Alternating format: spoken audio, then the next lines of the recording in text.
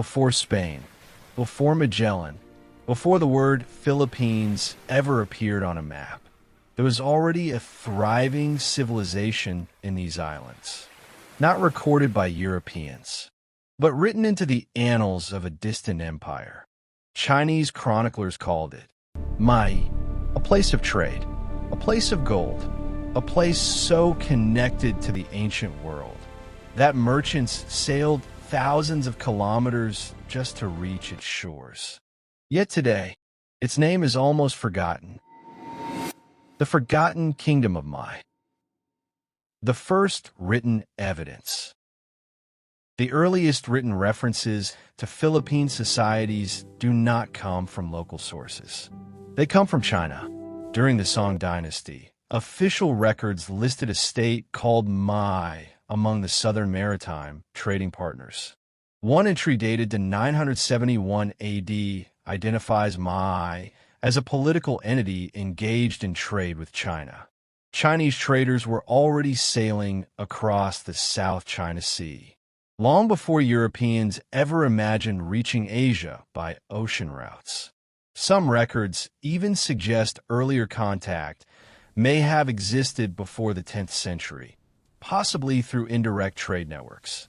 Later, in 1225, a Chinese official named Zhao Ruqua wrote the famous maritime trade record Zhu Fanji, describing Mai as a prosperous trading country located north of Borneo.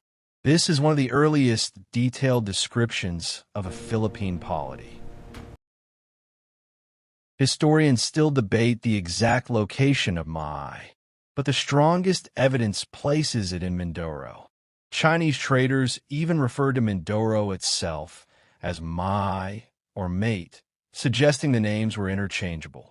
Research by historian William Henry Scott connects Mai to settlements near the Mauha River in Bulalicao, Mindoro.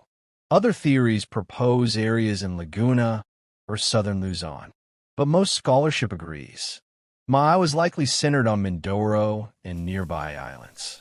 Archaeological discoveries, such as Chinese porcelain found in Mindoro, support evidence of long-distance trade between the island and China. A powerful trade hub, Chinese accounts describe Mai primarily through its economy. This was not an isolated tribe. It was a maritime trading state. Exports included beeswax, cotton, pearls, tortoiseshell, betel nuts, fine woven cloth. In return, traders received porcelain, iron tools, copper, glass beads, metal goods.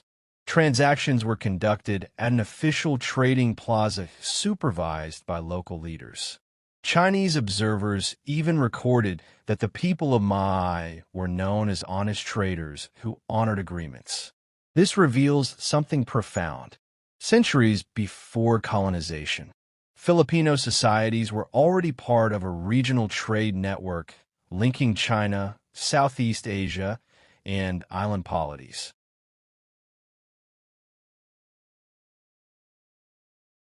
Chinese descriptions paint a picture of organized communities. The inhabitants wore cotton clothing and lived in coastal settlements positioned for commerce. Leadership existed through local chiefs, indicating structured governance rather than scattered tribes. Some accounts describe customs related to social order, trade rituals, and ceremonial exchange with visiting merchants. Chinese writers also recorded unique cultural practices and beliefs, though historians caution these accounts may reflect outside interpretations and biases. Even so, the picture is clear. Mai was organized, connected, and economically active. A network of early Philippine polities. Mai did not exist alone. Pre-colonial Philippines was not a single kingdom, but a network of trading societies. Chinese records show that ships from Mai were traveling to Canton as early as the Song dynasty period. Other regions such as Butuan, Tonda, and Cebu were also active trading centers. This interconnected system formed part of the ancient maritime Silk Road. The islands were not discovered into civilization. They were already participating in global commerce. The disappearing name. By later centuries, references to Mai began to fade. Chinese sources continued mentioning Philippine polities, but the specific name became less common. Historians suggest that trade routes shifted, political structures changed, new regional powers emerged. By the time Spain arrived in the 1500s, they encountered many independent communities rather than one state called Mai. History had not erased the people, only the name. Long before colonization, Filipinos were already sailors, merchants, diplomats of the sea. Mai stands as proof that Philippine civilization did not begin in 1521. It began centuries earlier, recorded in foreign ink, carried by ships across ancient waters. History is not always lost. Sometimes, it simply waits for someone to remember.